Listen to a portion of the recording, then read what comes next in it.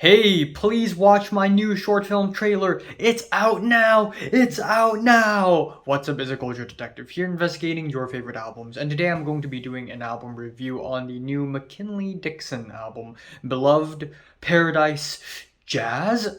So McKinley Dixon, rapper, songwriter, he is back with a new album. I am previously not caught up with his music at all until recent times because of Radio Music and Fantano. So of course now I have to talk about this album. But yeah, this is actually a really good album. It is a 28-minute long jazz rap album.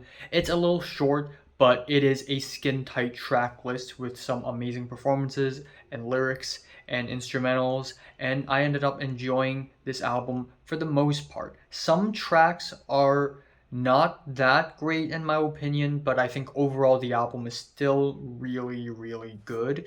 The album opener, Hanif Reads Tony, is pretty much what it says it is. It is Hanif reading a passage off of from I guess novelist Toni Morrison, and it is an eerie, introspective spoken word intro that leads into the rest of the album beautifully, because then we have Sun I Rise, which is an ornate and lush jazz rap track with a beautiful arrangement of harps and drums and flutes and strings, and it all comes together like a beautiful, grandiose painting. And the fact that this rapper is not that well known and this album is not that popular and not that talked about, it's kind of freaking insane. I feel like this is a really underrated gem, a diamond in the rough, especially with the self-reflective lyrics. The whole track just comes off very, very theatrical.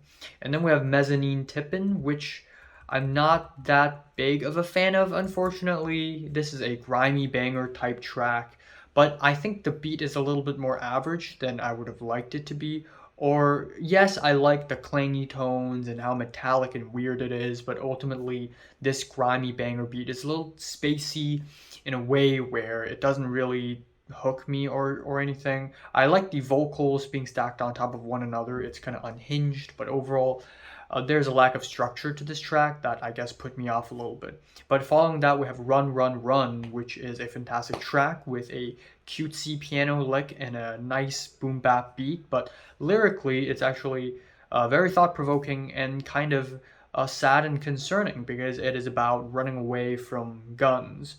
And it's speedy, it's catchy, but also equal parts worrisome.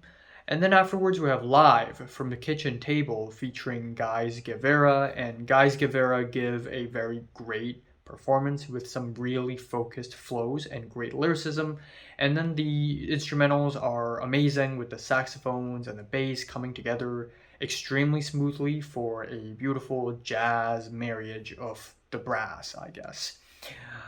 We have Tyler Forever, which is a subtle trap rap track with a very steady trap beat. Usually I'm not into trap rap because it's so overdone, but when it is done with such grace and such decorative sensibility, it's always amazing, especially with the epic horns. The performance by McKinley Dixon is very confident, and then we get the beat switch to a softer, more gentle second half, especially with flutes. And you know my weakness. I have two weaknesses when it comes to music: nostalgia chord progressions and flutes. So when I hear flutes, I automatically like the track.